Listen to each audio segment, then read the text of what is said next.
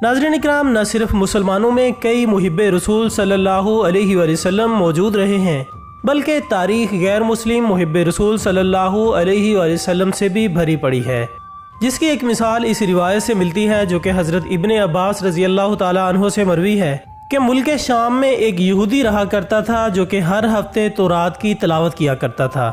ایک دفعہ تلاوت کی غرض سے تورات کھولی تو وہاں 4 مقامات پر رسول اللہ صلی اللہ علیہ وآلہ وسلم کی تعریف و توصیف پر مبنی عبارات پڑھیں، تو غیظ و غضب کے عالم میں وہ عبارات تورات سے کاٹ کر جلا ڈالیں۔ پھر جب اگلے ہفتے دوبارہ تلاوت کی غرض سے تورات کھولی تو 8 مقامات پر اس سے بھی بڑھ کر تعریفی کلمات پائے، تو اس نے وہاں سے بھی وہ عبارات کاٹ کر جلا ڈالیں۔ پھر اسی طرح تیسرے ہفتے ایک دفعہ پھر تلاوت کے لیے تورات کھولی تو کئی مقامات پر حضور اکرم صلی اللہ علیہ وآلہ وسلم پر خوب تبصرے موجود پائے، تو وہ یہودی سوچنے پر مجبور ہو گیا کہ اگر میں اسی طرح عبارات کاٹ کر جلاتا رہا تو ممکن ہے کہ ایک دن پوری تورات پر مجھے اسی ہستی پر تبصرے دیکھنے کو ملیں۔ لہٰذا اس نے اب کی بار ان کلمات کو اسی طرح رہنے دیا اور اپنے ساتھیوں سے پوچھا کہ آخر یہ حضرت محمد صلی اللہ علیہ وآلہ وسلم کون ہیں؟ تو اس کے ساتھیوں نے اس کی حالت کو بھانپ کر اسے تلقین کی کہ تمہارے لیے یہ بات بہتر ہے کہ نہ تو تم انہیں دیکھو اور نہ ہی وہ تمہیں دیکھیں۔ لیکن اس یہودی میں رسول اللہ صلی اللہ علیہ وآلہ وسلم کو دیکھنے کا اشتیاق بڑھ چکا تھا اور وہ ارادہ کر چکا تھا کہ وہ اب انہیں دیکھ کر ہی رہے گا۔ لہٰذا اس نے اپنے ساتھیوں سے کہا کہ تم لوگوں کو تورات کی قسم مجھے ان کے پاس جانے سے مت روکو۔ یہ کہہ کر وہ حضور اکرم صلی اللہ علیہ وآلہ وسلم کا پتہ معلوم کر کے مدینے کی طرف روانہ ہو گیا۔ مدینے سے ابھی کچھ فاصلے پر تھا کہ اسے ایک نہایت خوبصورت صحابی حضرت سلیمان فارسی رضی اللہ تعالیٰ عنہ نظر آئے۔ انہیں دیکھ کر وہ رک گیا اور ان کا حسن دیکھ کر سوچا کہ شاید یہی وہ ہستی ہیں جن کے تبصرے سے پوری تورات بھری پڑی ہے، جبکہ حقیقت یہ تھی کہ حضور اکرم صلی اللہ علیہ وآلہ وسلم کے وصال کو آج تیسرا دن گزر چکا تھا، جس کی وجہ سے پورا مدینہ غم میں ڈوبا ہوا تھا۔ یہودی نے جب اسی متعلق سوال کیا تو حضرت سلیمان فارسی رضی اللہ تعالیٰ عنہ کی آنکھیں آنسوؤں سے بھر گئیں اور فرمایا کہ میں تو ان کا محض ایک غلام ہوں۔ تو اس پر اس یہودی نے کہا کہ پھر وہ خود کہاں ہے؟ تو حضرت سلیمان فارسی رضی اللہ تعالیٰ عنہ نے سوچا کہ اگر میں نے اسے آپ صلی اللہ علیہ وآلہ وسلم کے وصال کی خبر سنائی تو ہو سکتا ہے کہ یہ واپس چلا جائے، اور اگر کہا کہ وہ موجود ہیں تو یہ جھوٹ ہوگا۔ لہٰذا آپ رضی اللہ تعالیٰ عنہ نے فرمایا کہ آؤ میں تمہیں آپ صلی اللہ علیہ وآلہ وسلم کے صحابہ کرام کے پاس لے چلتا ہوں۔ یہ کہہ کر آپ آگے آگے چلنے لگے اور یہودی ان کی پیروی کرنے لگا، یہاں تک کہ دونوں ایک مسجد میں داخل ہوئے جہاں تمام صحابہ کرام رضوان اللہ علیہم اجمعین غم کی تصویر بنے بیٹھے تھے۔ جب وہاں پہنچ کر یہودی نے سمجھا کہ شاید آپ صلی اللہ علیہ وآلہ وسلم بھی وہیں موجود ہوں گے، لہٰذا اس نے کہا کہ السلام علیکہ یا محمد صلی اللہ علیہ وآلہ وسلم۔ یہ سننا تھا کہ سب کے زب ٹوٹ گئے اور پھوٹ پھوٹ کر رونے لگے، اور یہودی سے کہنے لگے کہ تم کون ہو جس نے ہمارے زخموں کو تازہ کر دیا ہے؟ یا پھر تو کوئی اجنبی معلوم ہوتا ہے جسے یہ نہیں پتا کہ رسول اللہ صلی اللہ علیہ وآلہ وسلم کے وصال کو آج تیسرا دن ہے۔ یہ خبر سن کر یہودی چیخ اٹھا اور پکارا کہ اے کاش میں تورات نہ پڑھتا، اور اگر پڑھ ہی لیا تھا تو کاش میں نے کبھی بھی رسول اللہ صلی اللہ علیہ وآلہ وسلم کا ذکر نہ سنا ہوتا، اور اگر سن ہی لیا تھا تو اے کاش مجھے ان کی زیارت نصیب ہو جاتی۔ پھر کہنے لگا کہ کیا یہاں حضرت علی رضی اللہ تعالیٰ عنہ موجود ہیں جو مجھے آپ صلی اللہ علیہ وآلہ وسلم کا حلیہ مبارک بتا سکیں؟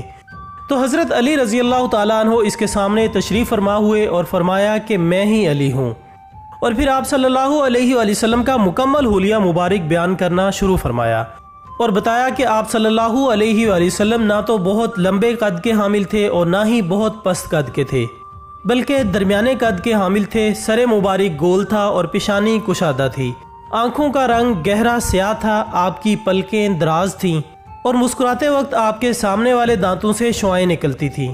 ہتھیلیوں پر گوشت تھا اور سینے سے ناف تک باریک بالوں کی ایک لکیر تھی۔ آپ صلی اللہ علیہ وآلہ وسلم کے دونوں شانوں کے درمیان مہر نبوت تھی، جس پر یہودی نے کہا کہ اے علی تو نے جو بھی کہا بالکل درست کہا۔ تورات میں بھی آپ صلی اللہ علیہ وآلہ وسلم کی تعریف اسی طرح موجود ہے۔ اگر آپ کے پاس حضور اکرم صلی اللہ علیہ وآلہ وسلم کا کوئی کپڑا موجود ہو تو میں اسے سونگنا چاہتا ہوں۔ تو حضرت علی رضی اللہ تعالیٰ عنہ نے حضرت فاطمہ الزہرا رضی اللہ تعالیٰ عنہ کو پیغام بھجوایا کہ آپ صلی اللہ علیہ وآلہ وسلم کا جبہ مبارک بھجوا دیں، جو کہ 7 جگہوں سے کھجور کے ریشے کے ساتھ سلا ہوا تھا۔ یہودی نے جب اس جبہ مبارک کو سونگا تو کہا کہ واہ کیا خوبصورت خوشبو ہے۔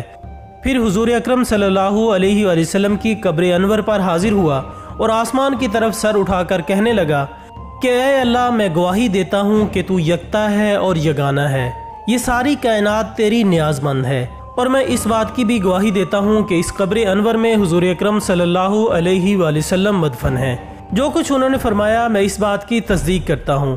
اور پھر کہنے لگا کہ اے اللہ، اگر میرا سلام تیری بارگاہ میں قبول ہے تو مجھے ابھی موت دے دے تاکہ میں آپ صلی اللہ علیہ وآلہ وسلم کی زیارت کر سکوں۔ یہ کہہ کر وہ وہیں گر گیا اور اپنی جان خالق حقیقی کے سپرد کر دی۔ بعد میں حضرت علی رضی اللہ تعالیٰ عنہ نے اس کو غسل دیا اور جنت البقیع میں دفن کر دیا۔ ناظرین اکرام، اسی طرح کا ایک واقعہ اس وقت بھی پیش آیا جب آپ صلی اللہ علیہ وآلہ وسلم ابھی حیات تھے کہ ایک یہودی نے اپنے بیٹے کو سودا سلف لینے کے لیے بھیجا۔ دوستو، روایات میں آتا ہے کہ وہ لڑکا راستے سے گزر رہا تھا کہ اس کی نظر حضور اکرم صلی اللہ علیہ وآلہ وسلم پر پڑی۔ آپ کا چہرہ انور اپنی آنکھوں میں سموئے انہی کے خیالات میں وہ یہودی بے چینی کا شکار ہو کر دیر تلک بیٹھا رہا، جبکہ اس کے باپ نے اسے سودا سلف لانے کے لیے بھیجا تھا۔ وہ غصے سے بھر گیا۔ سورج غروب ہو گیا، مغرب کی نماز بھی ہو گئی۔ شام کو گھر پہنچا تو باپ جو کہ غصے سے بھرا ہوا تھا اس نے دیر سے آنے کی وجہ پوچھی، اور بیٹے کو خالی ہاتھ دیکھ کر اور بھی زیادہ غصے سے پاگل ہو گیا اور چلا چلا کر کہا کہ جو سامان لینے گئے تھے وہ کہاں ہے؟ بیٹے نے جواب دیا کہ میں سودا سلف تو خرید چکا ہوں۔ باپ کا جواب تھا کہ جو سودا تم نے خریدا ہے وہ کہاں ہے؟ بیٹے نے کہا کہ کاش تمہارے پاس دیکھنے والی وہ آنکھیں ہوتی تو میں تجھے دکھاتا کہ میں کیا خرید لایا ہوں۔ اس کے بعد بیٹے کے دل میں حضور اکرم صلی اللہ علیہ وآلہ وسلم کی محبت دن بدن بڑھنے لگی۔ وہ روز نبی رحمت صلی اللہ علیہ وآلہ وسلم کی خدمت میں بیٹھنے لگا۔ دوستو، یاد رہے کہ وہ یہودی کا اکلوتا بیٹا تھا اور اسے بہت پیارا تھا۔ کچھ دنوں بعد لڑکا بہت بیمار ہو گیا۔ بیماری اتنی بڑی کہ کمزوری کی وجہ سے کروٹ لینا بھی مشکل ہو چکی تھی۔ بیماری کی وجہ سے جلد ہی وہ قریب المرگ ہو گیا۔ یہودی اپنے بیٹے کی وجہ سے بہت زیادہ پریشان تھا کہ کیا کرے، لیکن اچانک جب اس کے منہ سے دن رات آپ صلی اللہ علیہ وآلہ وسلم کا اسم مبارک سنا تو بھاگتا ہوا حضور اکرم صلی اللہ علیہ وآلہ وسلم کی بارگاہ میں پہنچا اور بولا کہ میں آپ کے پاس آیا ہوں۔ آپ تو جانتے ہی ہیں کہ میں یہودی ہوں اور مجھے آپ سے کوئی اتفاق نہیں۔ آپ کو دن رات یاد کر رہا ہے۔ کیا یہ ممکن ہے کہ آپ اپنے اس دشمن کے گھر آ کر اپنے چاہنے والے کو ایک دفعہ مل لیں؟ کیا یہ آرزو پوری ہو جائے گی کہ وہ مرنے سے پہلے آپ کا دیدار کر لے؟ کیونکہ وہ کسی اور چیز کی آرزو نہیں کر رہا۔ ناظرین، یہاں آپ صلی اللہ علیہ وآلہ وسلم نے یہ نہیں فرمایا کہ میں جاؤں گا یا نہیں جاؤں گا، بلکہ آپ صلی اللہ علیہ وآلہ وسلم نے حضرت ابو بکر صدیق، حضرت عمر، حضرت علی اور حضرت عثمان رضی اللہ تعالیٰ عنہ کو ساتھ لیا اور یہودی کے ساتھ چل دیے۔ یہودی کے گھر پہنچے تو لڑکے کی آنکھیں بند تھیں۔ لڑکے کی پیشانی پر آپ صلی اللہ علیہ وآلہ وسلم نے اپنا دست اقدس رکھا تو لڑکے کی آنکھیں کھل گئیں۔ اس کی تو جیسے زندگی لوٹ آئی ہو، جسم میں طاقت آ گئی۔ آنکھیں کھولیں اور رخ مصطفیٰ صلی اللہ علیہ وآلہ وسلم پر نظر پڑی۔